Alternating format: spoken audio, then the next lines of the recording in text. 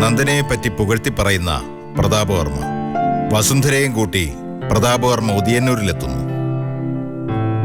നന്ദനയെ പരിചയപ്പെടുന്ന വസുന്ധര. വസുന്ധര വീട്ടിൽ നിന്നും പറയാതെ പുറത്തു പോയതിൽ പരിഭവിക്കുന്ന യതീന്ദ്രനും കാർത്തികയും. നന്ദനയെ കണ്ട വിവരം ഉദയനോട് പറയുന്ന വസുന്ധര.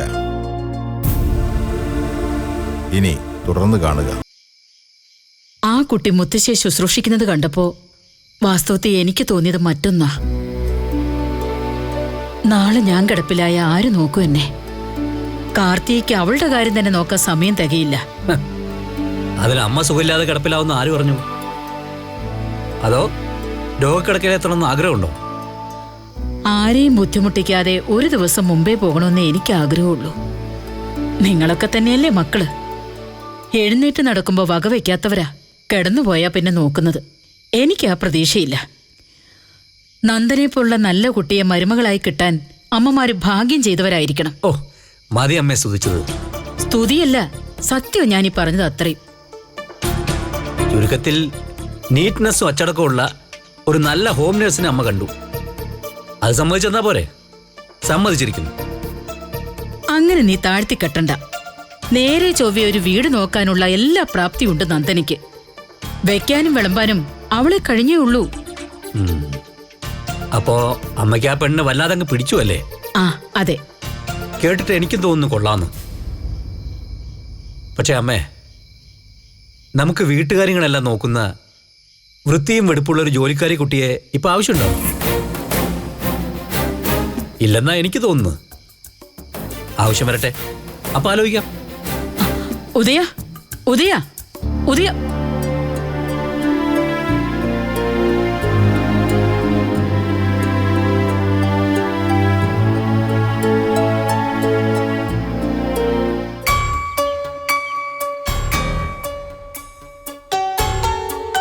പ്രതാപേട്ടനാണ് ഇതിന്റെ എല്ലാം സൂത്രധാരൻ. അമ്മയെ ഉദയന്നൂർക്ക് കൊണ്ടുപോകേണ്ട ഒരു ആവശ്യം ഉണ്ടായിരുന്നില്ല.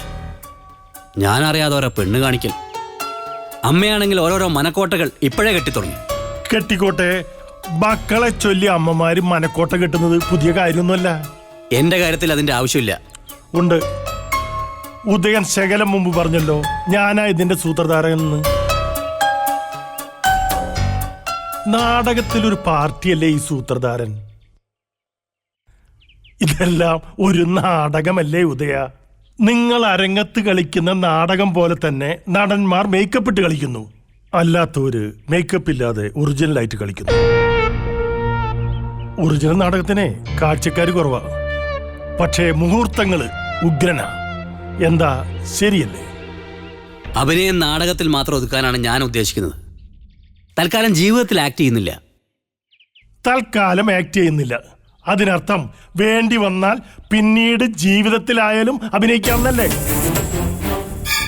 വേണ്ടി വന്നാൽ അഭിനയിക്കാമെന്നാണ് പൂരിപ്പിക്കേണ്ടത്. വേണ്ടി വരും ഉദയ, അതാണ് ജീവിതം. ഇത് ഞാനേ എന്റെ സ്വന്തം അനുഭവത്തിൽ നിന്ന് പറയാം.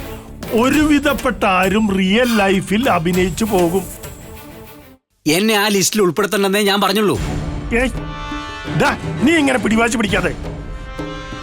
ഓഡിയൻസിന് വേണ്ടി നാടകം നടത്താമെങ്കിലേ പിന്നെ എന്തോട് സ്വന്തം വീട്ടുകാർക്ക് വേണ്ടി ആയിക്കൂടാ? അമ്മായി നിന്റെ കാര്യോർത്ത് വല്ലാണ്ട് വിഷമിക്കുന്നുണ്ട് കേട്ടാ. ഒന്നോർത്താരേ, അവരുടെ ഓരോരു സങ്കടം ഇപ്പൊ നീയാ. നാടകം കാണാനിരിക്കുന്ന പ്രേക്ഷകരിൽ ഒരാളായിട്ട് നിനക്ക് ആ പാവത്തിനെ കണ്ടൂടെ? ഒന്നുമില്ലെങ്കിലും നിന്റെ അമ്മയല്ലേ. അതുകൊണ്ട് ഈ ശനിയാഴ്ച എന്തെങ്കിലും പ്രോഗ്രാം പ്ലാൻ ചെയ്തിട്ടുണ്ടെങ്കിൽ അതങ്ങോട്ട് മാറ്റി വെക്കണം. എന്തിനാ? നമുക്കേ അന്നൊരു യാത്രയുണ്ട് ഉദയന്നൂർ. നമ്മൾ രണ്ടുപേരും കൂടി ഉദയന്നൂർക്ക് പോകുന്നു. ഓരോ കപ്പ് ചായ കുടിക്കുന്നു. നിങ്ങൾ തനിച്ച് പോയാൽ മതി. ഞാൻ പോകും, കൂട്ടത്തിലേ ഉദയനും ഉണ്ടാവും. അങ്ങനെ ബലം പിടിച്ചാലൊന്നും ആരുടെയും വഴിക്ക് വരുന്നവനല്ല ഈ ഉദയൻ. പ്രതാപേട്ടൻ എന്നെ ശരിക്കും അറിയാണ്ട. പ്രതാപേട്ടന് ഈ അനിയനെ ശരിക്കും മനസ്സിലാക്കിയിട്ടുണ്ട്. അതുകൊണ്ടാ ഞാൻ ഈ പ്രപ്പോസലിൽ അടിയുറച്ചു നിൽക്കുന്നത്. നീ എന്റെ വഴിക്ക് വരുന്ന ആര് പറഞ്ഞു? വേണ്ടതേ, നീ നിന്റെ വഴിക്ക് പോയിക്കോ. അങ്ങനെ പോകാൻ പാടുള്ളൂ. പക്ഷേ ആ വഴിയിലൂടെ ഉദയൻ കടന്നു പോകുമ്പോൾ നിന്റെ ഇടതുഭാഗത്തായി ഒരാൾ കൂടി ഉണ്ടാകണം. നിന്റെ ഭാര്യ. അത് നന്ദനെ ആയിരിക്കും. വെറുതെ അതെ, വെറുതെ വെറുതെ എന്റെ കൂടെ ഒന്ന് വന്നാ മതി. വെറുതെ ഒരു പെണ്ണ് കാണാൻ. അപ്പൊ ശനിയാഴ്ച എനിക്ക് കുടുംബശ്രീയിലെ പരിപാടികളതാ. പോട്ടെ. ഓക്കെ. പ്രതാപൻ,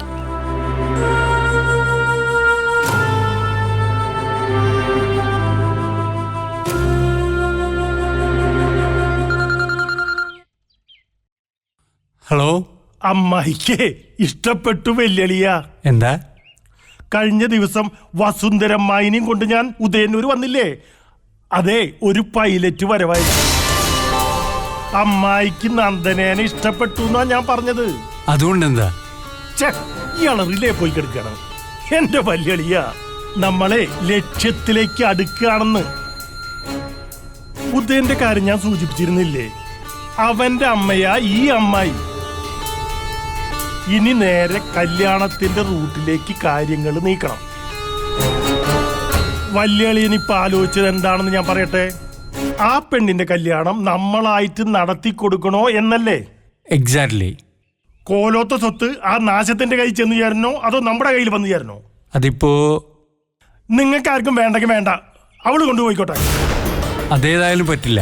പറ്റില്ലല്ലോ. അതിനുള്ള വഴിയാ ഞാൻ നേരത്തെ പറഞ്ഞത്. വല്യളിയുടെ അധികം ചിന്തിച്ചിട്ടേ ബാക്കിയുള്ള മുടിയും കൂടി കൊഴിച്ചു കളയണ്ട. ഈ വരുന്ന ശനിയാഴ്ച ഉദയന്നൂരുണ്ടാകണം. എന്തിനാത്? അന്ന് പെണ്ണ് കാണലാണ്. ഉദയനെയും കുട്ടി ഞാൻ അങ്ങോട്ട് വരും. അപ്പൊ കാരണവരവിടെ വേണ്ടേ? ബാക്കി പിന്നെ തീരുമാനിക്കണം. അപ്പൊ മറക്കരുത്, ശനിയാഴ്ച പെണ്ണ് കാണല്. ഓക്കെ? ഓക്കെ.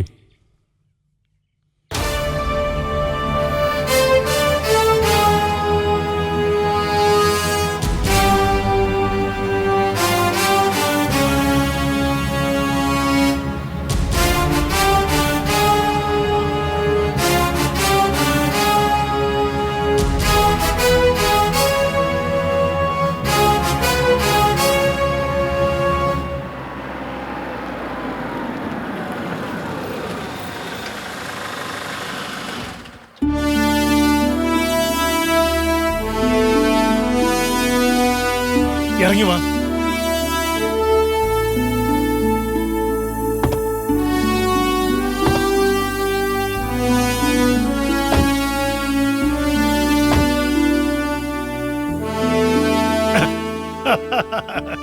എങ്ങനെയുണ്ട് നമ്മുടെ ഈ ലൊക്കേഷൻ? കൊള്ളാം, നന്നായിട്ടുണ്ട്. First impression is the best impression. അമ്മായി വന്ന് കണ്ടപ്പോഴും ഇതേ അഭിപ്രായം തന്നെയാ പറഞ്ഞത്.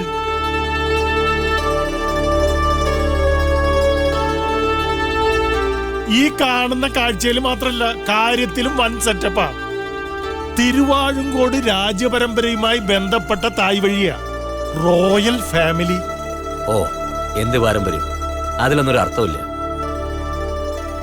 കുടുംബപരമായി ഇഷ്ടം പോലെ പ്രോപ്പർട്ടി ഉണ്ട്. അതിലർത്ഥമുണ്ടോ?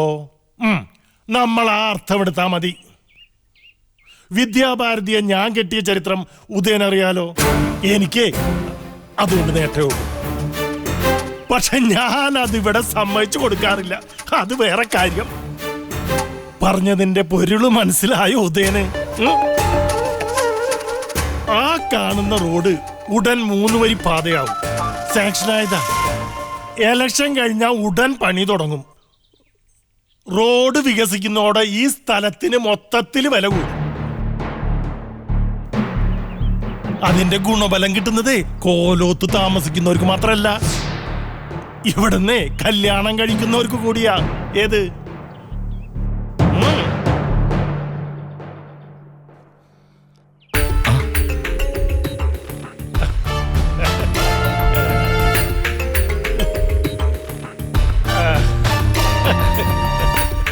വന്നപാടെ ഇവിടെ തന്നെ നിൽക്കണോ പ്രതാപേട്ട?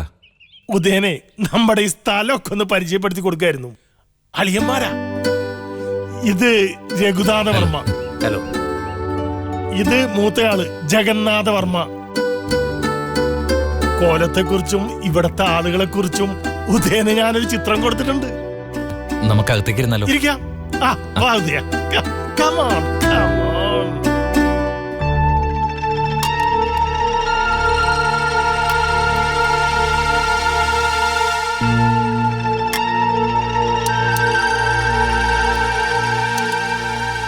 ഞാൻ ചായ ഇടാൻ തുടങ്ങുമായിരുന്നു. അതോ കാപ്പിയാണോ രഘുവേട്ടാ? എന്ത് കുന്തോങ്കിലാവട്ടെ, ആ പെണ്ണെവിടെ?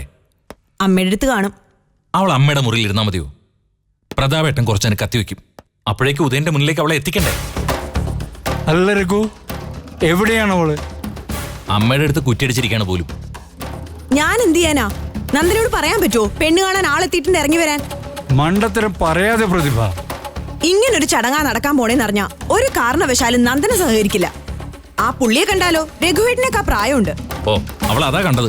ഈ കണക്കിനാണെങ്കിൽ എങ്ങനെ കല്യാണം നടത്തും? ആദ്യം പെണ്ണുകാണലൊന്നും നടന്നോട്ടെ, പിന്നല്ലേ കല്യാണം. നിങ്ങളിങ്ങനെ തർക്കിച്ചു നിൽക്കാതെ ആ പെണ്ണിനെ അപ്പുറത്തേക്ക് കൊണ്ടുവരാൻ നോക്ക്. നീ ചായ ഇട്ടു, അപ്പോഴേക്കും ഞാനൊന്ന് നോക്കട്ടെ. ബുദ്ധിപരമായിട്ട് കൈകാര്യം ചെയ്തേക്കണം.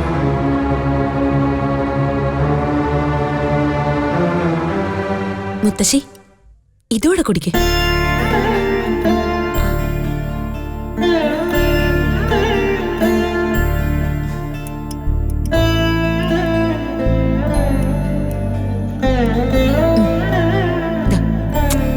ഇതോടെ കുടിക്കും മുത്തശ്ശി. പതുക്കെ.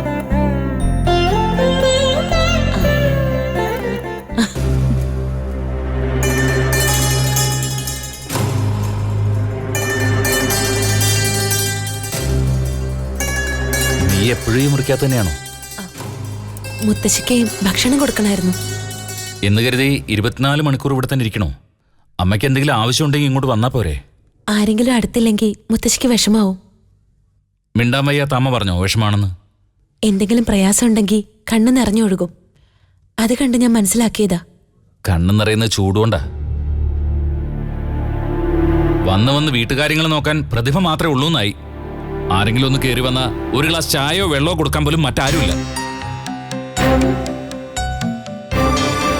എന്തുപറ്റി? എന്തിനാ രഘുവേട്ടൻ നന്ദനെ വഴക്ക് പറയുന്നത്? വഴക്കല്ല, കാര്യം പറഞ്ഞതാ. കൈക്ക് വേദന ഉണ്ടായിട്ട് നീ അടുക്കള ജോലി ചെയ്യുന്നത് ഇവിടെ ആരും അറിഞ്ഞിട്ടില്ല. അമ്മയുടെ കൈക്ക് എന്ത് പറ്റി? ഓ, ചായപാത്രം വാങ്ങി വെച്ചപ്പോ കൈയുടെ കുഴയ്ക്കൊരു പിടുത്തം. സാരമില്ല നന്ദനെ. നിനക്ക് സാരമില്ല. കൈക്ക് വേദന കൂടിയാലേ ആശുപത്രി കൊണ്ടുപോകേണ്ടത് ഞാനാ. അമ്മായി, ഞാൻ ചായ ഉണ്ടാക്കാം. ചായ ഞാൻ ഇട്ട് കഴിഞ്ഞു. അപ്പുറത്ത് രണ്ടുപേരും വന്നിട്ടുണ്ടേ വല്യേട്ടനെ കാണാൻ. അത് അവർക്കൊന്ന് കൊണ്ടേ കൊടുത്താൽ മാത്രം മതി. ഞാൻ വരാം.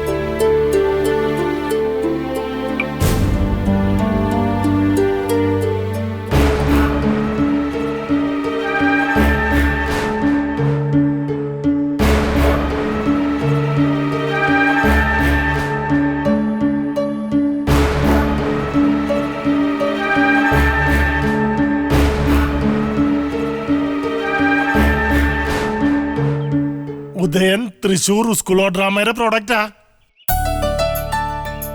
ദേ, അളിയൻ ഇങ്ങനെ ഇരിക്കണമെന്ന് നോക്കണ്ട. കുറച്ച് നാടകത്തിന്റെ കമ്പുള്ള ആളാ. അങ്ങനെയൊന്നുമില്ല. CN കാഞ്ചന സീതയിൽ ഒരു വേഷം ചെയ്തിട്ടുണ്ടായിരുന്നു. പിന്നെ അരവിന്ദൻ, ശങ്കരപിള്ള സാറ്.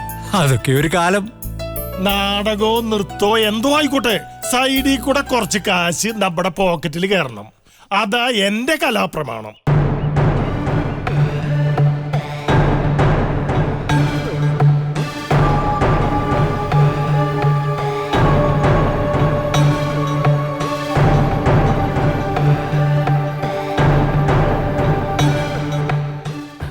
അമ്മ സുഖമില്ലാതെ അകത്തുണ്ട്, ഇടയ്ക്കിടെ ചെന്ന് നോക്കണം.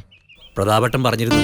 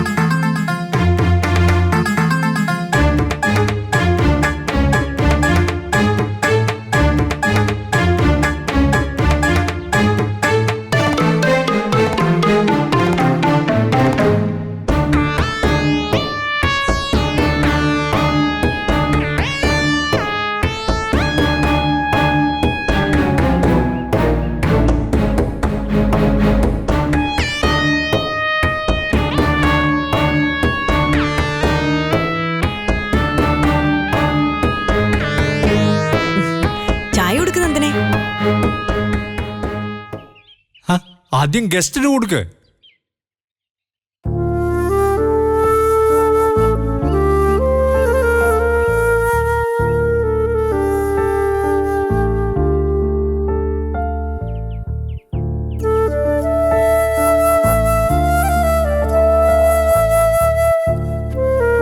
ആ ചായ എടുക്കുതയാ.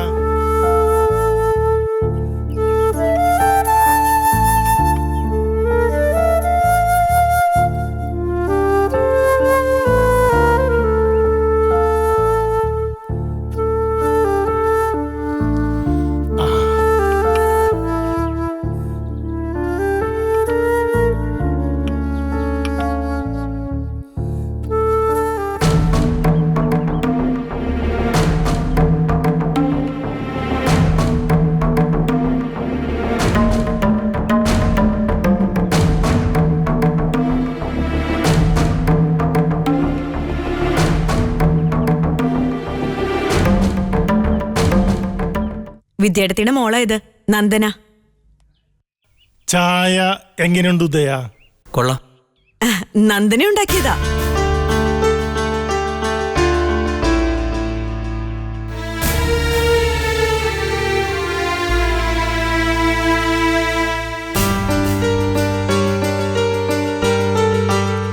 നന്ദനയ്ക്ക് ആളിനെ മനസ്സിലായോ?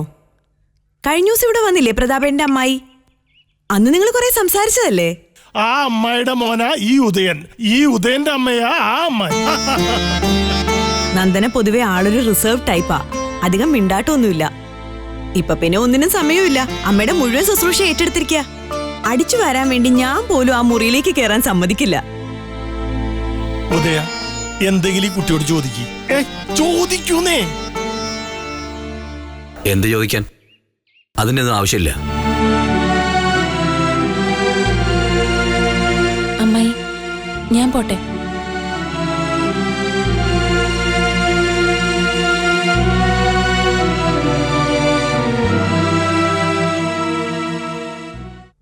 പലഹാരം ഒന്നും കഴിക്കില്ലാന്ന് പ്രതാപേട്ടൻ പറഞ്ഞു. അല്ലെങ്കിൽ ഞാൻ ഉണ്ടാക്കിയ അച്ചപ്പം അരിമുറുക്കും ഇരിക്കണ്ടേ, എടുക്കട്ടെ? അല്ല, ഊണ് കഴിച്ചിട്ടല്ലേ പോകുന്നുള്ളൂ അല്ലേ പ്രതാപ? ഊണ് അതൊന്നും ശരിയാവില്ല. സമയമില്ല, നമുക്ക് ഇറങ്ങിയേക്കാം. ആഹാ, ഇത്ര പെട്ടെന്ന് പോവാണോ? അല്ല ഉദയ, പോയിട്ട് കാര്യമുണ്ട്. അപ്പൊ ശരി, പ്രതാപട്ടം വരില്ലേ? ഉദയ, ഇതാ ഇവന്റെ ഒരു ശൈലി. പ്രതീകാത്മകമായിട്ടാണെങ്കിലും പെണ്ണ് കാണല് കഴിഞ്ഞല്ലോ. ഇനി ഞാൻ സ്ക്രൂ മുറുക്കിക്കോളാം. പോട്ട പ്രതിഭ. ശരി.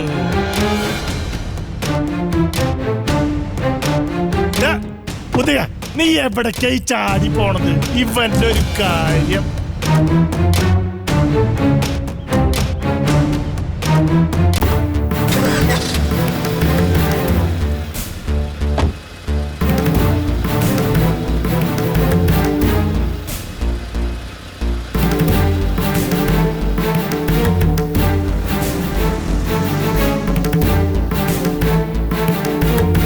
അയാൾക്ക് ഇഷ്ടപ്പെട്ടില്ലെന്നുണ്ടോ? ആര് പറഞ്ഞു? ഇഷ്ടമായിട്ടുണ്ട്. അതാ മോത്തെന്ന് എനിക്ക് മനസ്സിലായി. എനിക്കും അങ്ങനെ തന്നെയാ തോന്നുന്നത്. കുറച്ച് നരച്ചിട്ടുണ്ട്, എന്നാലും നന്ദനയ്ക്ക് ചേരും.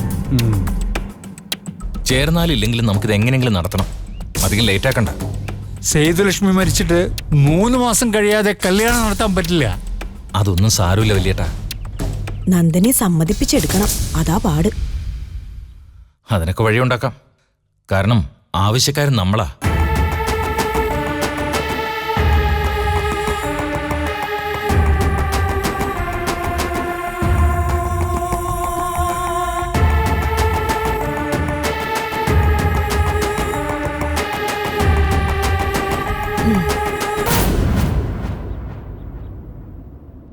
അതെ, ഈ മൗനവും ധ്യാനവും ഒക്കെ വളരെ നല്ലതാ. പക്ഷെ ഉരിയാടേണ്ട സമയത്ത് നമ്മൾ ഉരിയാടണം. എങ്ങനെയുണ്ട് ഉദയനൂർ കോവിലകം? കൊള്ളാം. നല്ല ലാൻഡ്സ്കേപ്പ്.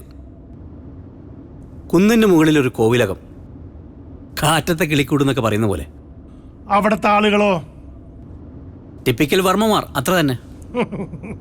നമ്മുടെ നന്ദനെ കുറിച്ച് എന്ത് പറയുന്നു? അതാ എനിക്കറിയണം. തരക്കേടില്ല. ഒന്നുകൂടി പറഞ്ഞേ. തരക്കേടില്ലാത്ത കുട്ടിയാന്ന്. അമ്മ പറഞ്ഞതുപോലെ ഷീസ് ഏബിൾ. അമ്മയെ പോലെ ഒരാൾക്ക് ഇഷ്ടപ്പെട്ടതിൽ അത്ഭുതമില്ല. ഇത്രയും കേട്ടാ മതി. എനിക്കറിയാമായിരുന്നു ഇതിങ്ങനെയേ സംഭവിക്കൂന്ന്. എങ്ങനെ സംഭവിക്കുന്നു? പ്രതാപേട്ടൻ അഭിപ്രായം ചോദിച്ചു, ഞാൻ മനസ്സിലുള്ള കാര്യം പറഞ്ഞു. അതിനപ്പുറം ഒന്നുമില്ല. അപ്പൊ കല്യാണോ? വേണ്ട. ഉദയ, എനിക്ക് വേണ്ടാന്നേ. എന്നാലേ എനിക്ക് വേണ്ടി നീ ഈ കല്യാണം കഴിക്കണം.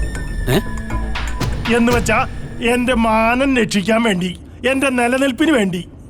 ഏയ്, അതൊന്നും ശരിയാവില്ല. ശരിയാവണം. അല്ലെങ്കിലേ കുട്ടാ, എന്റെ കാര്യങ്ങൾ മുഴുവൻ തെറ്റും. അതെന്താ അങ്ങനെ പറഞ്ഞത്? അതെ, എന്റെ അമ്മായിക്ക് ഞാൻ വാക്ക് കൊടുത്തു പോയി. ഉദയന്നൂരുകാർക്ക് പ്രതീക്ഷയും കൊടുത്തു. അതെ, ഇനി നീയായിട്ട് സമ്മതിക്കാതിരുന്നാലേ ഞാനേ വാക്കിന് വിലയില്ലാത്തവനാവും. ഒറ്റപ്പെട്ടു പോകും ഞാൻ. ആദ്യമേ ഞാൻ പറഞ്ഞു, ജീവിതം മൊത്തത്തിൽ ഒരു നാടകമാണെന്ന്. ഉദയൻ ഒന്നാന്തരം ഒരു നടനാ. നാടകം നിനക്ക് പ്രാണവായു പോലെയാ. പ്ലീസ്, എനിക്ക് വേണ്ടി ഒന്ന് അഭിനയിക്കേ. പ്രേക്ഷകരായിട്ട് കുറെ പേരുണ്ട്. അവരെ സന്തോഷിപ്പിക്കേണ്ടത് നടന്റെ ധർമ്മമല്ലേ? അപ്പോഴല്ലേ യഥാർത്ഥത്തിൽ ഒരാൾ നല്ല നടനാകുന്നത്. പ്രേക്ഷകരുടെ മുൻനിരയിലെ ആകാംക്ഷയോടെ നോക്കിയിരിക്കുന്ന ഒരാളുണ്ട്. അത് മറക്കണ്ട. എന്റെ അമ്മായി കുന്നത്തൂരെ വസുന്ധര, നിന്റെ അമ്മ. അപ്പോ ഉദയന്നൂർക്ക് വിളിച്ച് ഞാൻ പറയട്ടെ കാര്യങ്ങൾ പ്രൊസീഡ് ചെയ്യാനായിട്ട്? ഒന്ന് ആലോചിക്കട്ടെ, ഇപ്പൊ വിളിക്കണ്ട. അതിന്റെ അർത്ഥം പിന്നെ വിളിച്ചിട്ട് ഓക്കേന്ന് പറയാന്നല്ലേ? പറഞ്ഞല്ലോ, ഒന്നുകൂടി ആലോചിക്കട്ടെ എന്ന്. മതി. ഉദയന്റേതായ സമയെടുത്ത് ആലോചിക്കേ. പക്ഷേ മറുപടി അനുകൂലമായിരിക്കണം. ചേട്ടൻ അത്രേ ഉള്ളൂ. എന്താ?